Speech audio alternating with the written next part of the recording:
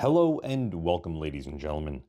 Kenko is a giant OEM out of Japan, and they reached out to me some time ago to review these, their Ultraview EX 10 by 42 binoculars. I, of course, jumped at the opportunity because I love reviewing stuff I haven't really done before. However, that's not exactly true. I have reviewed a pair of 10 by 42 binoculars, so I figured this could be a great opportunity to have a comparison between two similar spec'd binos. Anyway, the box is, well, pretty self-explanatory. Inside, we do have a carrying case, along with a strap, and a couple of doodads and odds and ends. The owner's manual on this is pretty straightforward and comes in a multitude of different languages. I don't even know where English is. Oh, it's down here. That's all pretty self-explanatory. The strap that's included is pretty basic. There isn't a whole lot going on with this. It doesn't feel particularly well made, but I'm sure it will do the job just fine. As far as the rest of the package, well, this is it. There isn't a whole lot to it. Velcro loop keeps this in place, and out pop the binoculars. There are covers for the rear and the front, and as you can see, these are set up to be tethered to your straps, so this way you don't have to worry about losing these if you so choose to run them. They come right off, and they can be discarded as needed. As for the binos themselves, they are, well, very reminiscent of something else, but we'll get on that momentarily. As far as the rest of the setup, they're actually a little bit on the larger side. For anyone wondering, with the eye cups seated, they're just about 6.5 inches long. With the eye cups fully extended, they're just shy of 7 inches. Width-wise doesn't really matter, but at full width, they're as near as makes no difference, 5.25 inches. Weight, I feel, is a very important thing for binoculars because if these are really heavy, then you're probably not going to want to carry them around. These top my scale at 21.8 ounces. Definitely not the lightest pair, but they're also not the smallest pair. These definitely take up a fair amount of space and weigh a good amount, so you will notice if you have these in your backpack or not. However, you buy these because of the 42mm front objective, which should give us a large, bright image.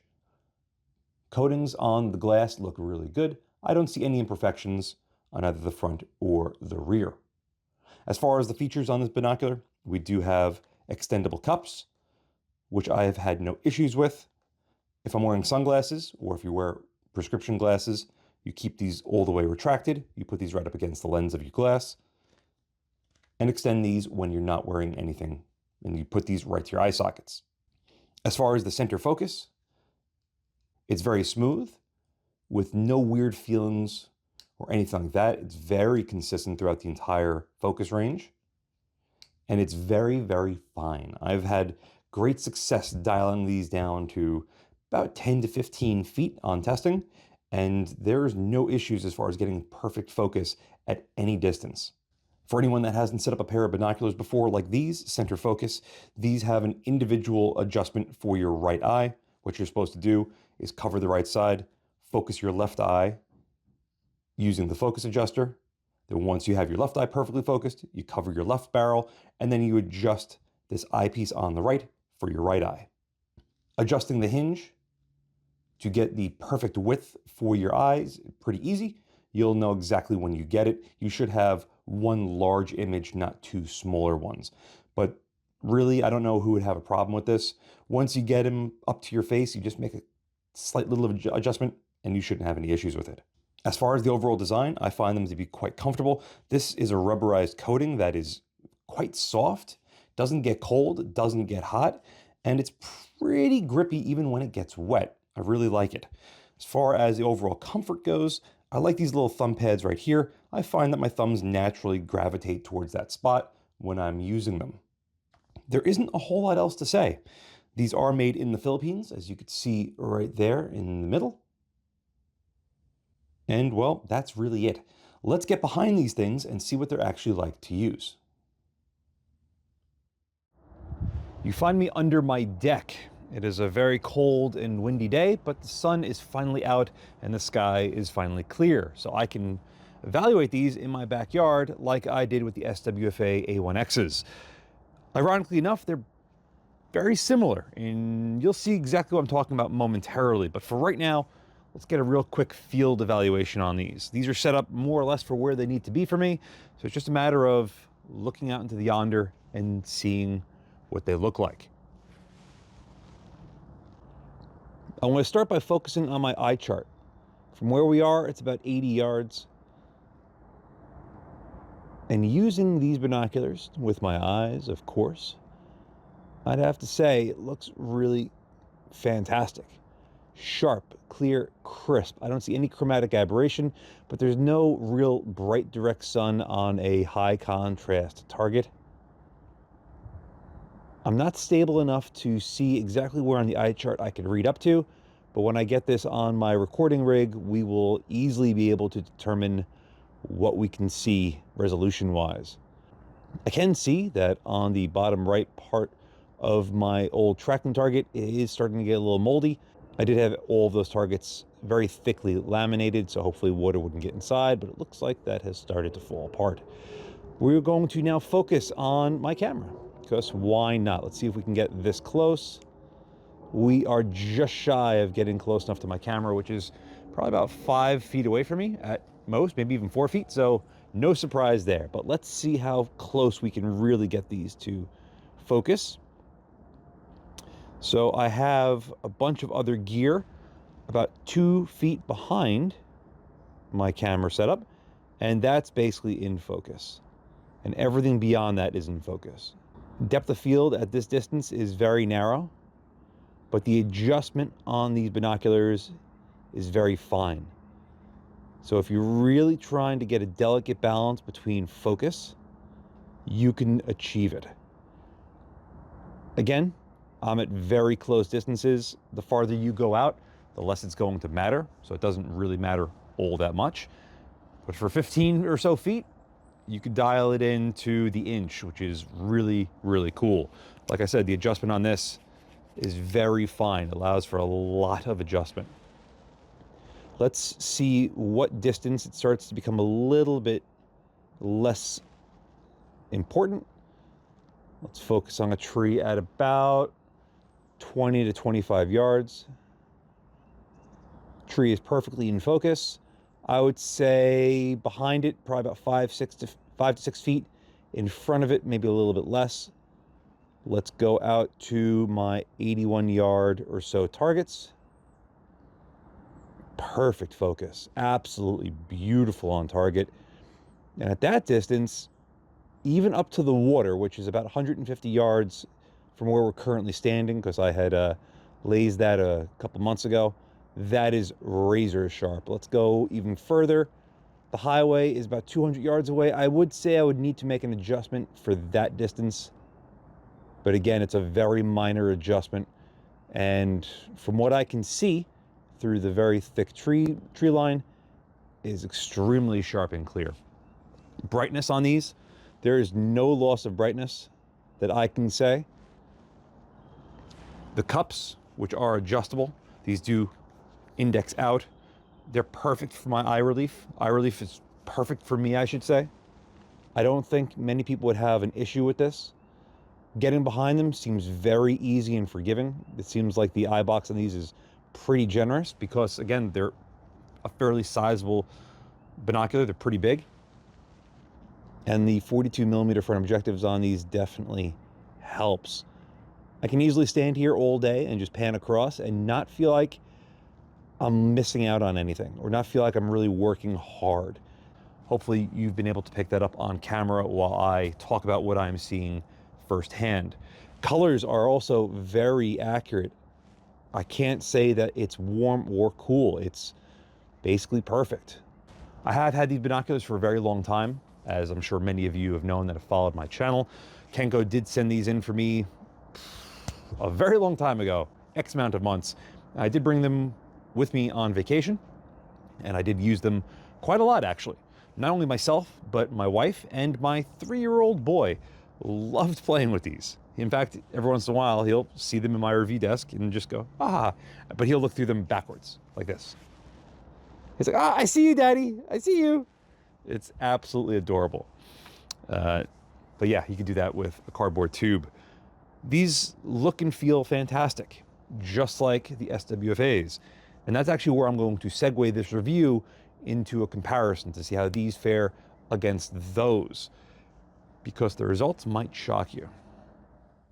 So yes, these Kenkos are quite familiar to me because SWFA sent me their A1x 10x42s several months prior to when Kenko sent me these.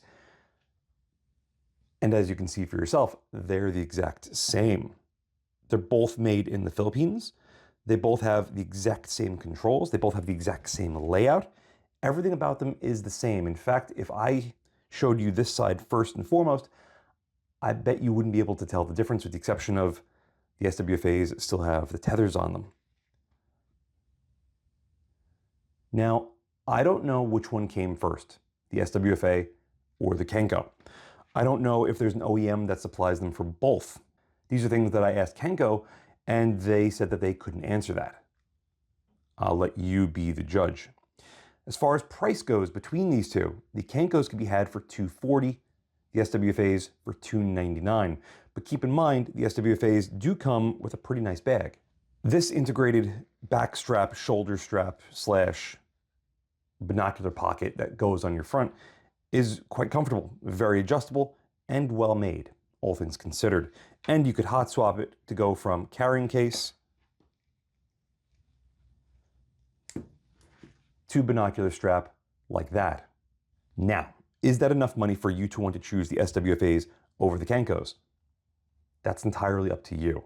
I do like the bag that the SWFAs come in, but $60 or so is a lot of money. You're talking about a 20% increase in cost buying these over these, and that can't be ignored. However, SWFA is a great company to do business with. I've bought and sold a lot of their stuffs, had some of their stuff repaired over the years, and they've always treated me very well, even before I had my channel. Kenko, I can't vouch for, but if you go on their website and you see what they sell to the market, it's tremendous. It's mind-bendingly huge what they produce. So I can't imagine that they would give you a hard time having to repair these if they were to break. I was hoping that this video would have some sort of comparison between two similar binoculars.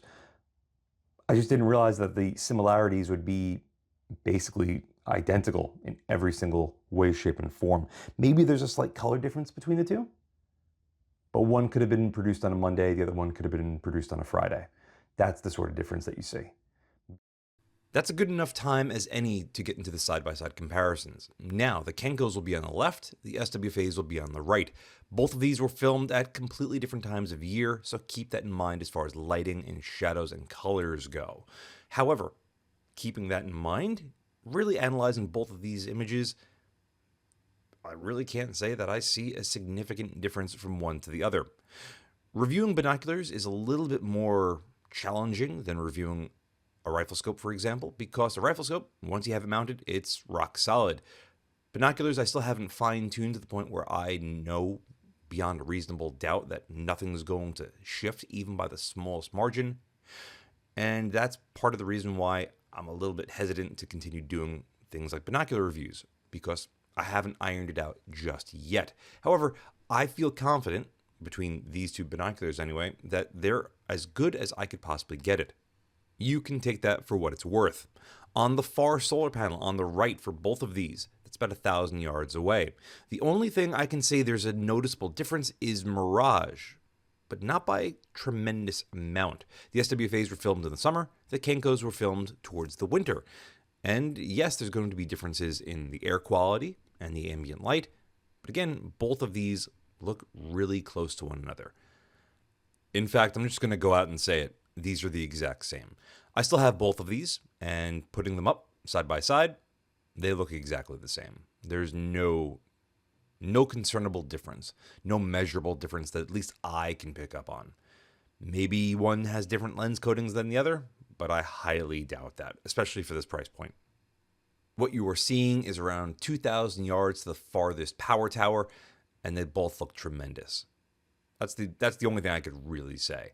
The 42mm front objective and the size of these things really make these very comfortable to get behind.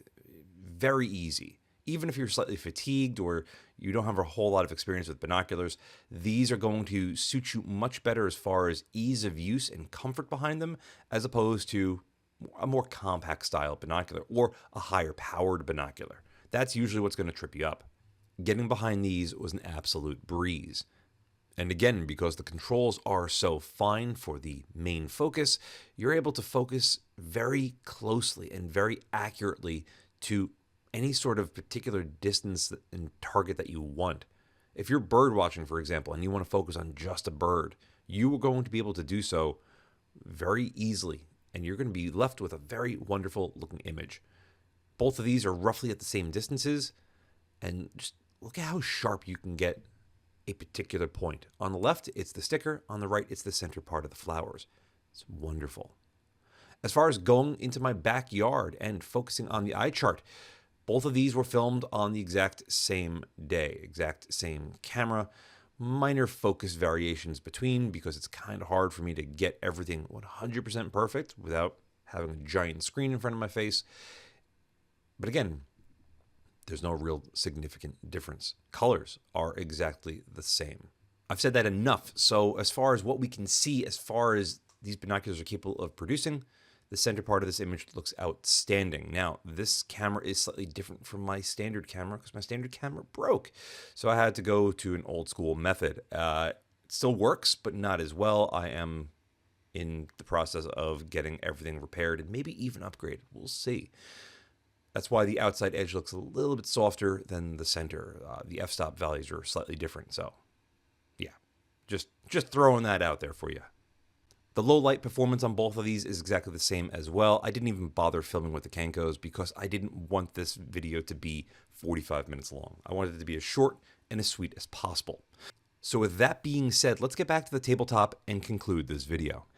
As far as which one of these I would spend my hard-earned money on, well, it really depends. Do you want to buy the SWFAs that have the pouch, or do you want to buy the Kenkos that have this, which really doesn't fill me full of confidence or joy?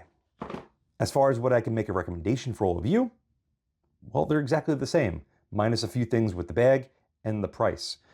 Go whichever one has the nicer name for you. You might like the name SWFA, you might like the name Kenko. I don't know. For me, I'd probably save the money and invest in a nicer bag. Or just throw them in my backpack and throw on the regular strap that they have and not care about it and enjoy the extra $60 in my pocket. With all that being said, a huge thank you to Justin from Kenko for sending these in for me to review. He reached out to me. Don't know where he got my email from, but he did. And we got to talking, and I've been very pleased with doing business with him. I'm sorry that this review took as long as it did. I've just had far more going on in my life than I think I realize. Which one of these is better? That's entirely up to you. But if my money was to be spent, I'd probably go towards the cheaper one. With all that being said, thank you all very much for watching, ladies and gentlemen. As always, I'll see you again next time. And a huge thank you to my Patreon providers and my Subscribe Star subscribers. Without you, this truly wouldn't be possible. If you'd like to support my channel but don't want to join either of those, I completely understand. But you could still help by using my affiliate links in the description below, and or like, share, and subscribe as always. Again, thank you very much.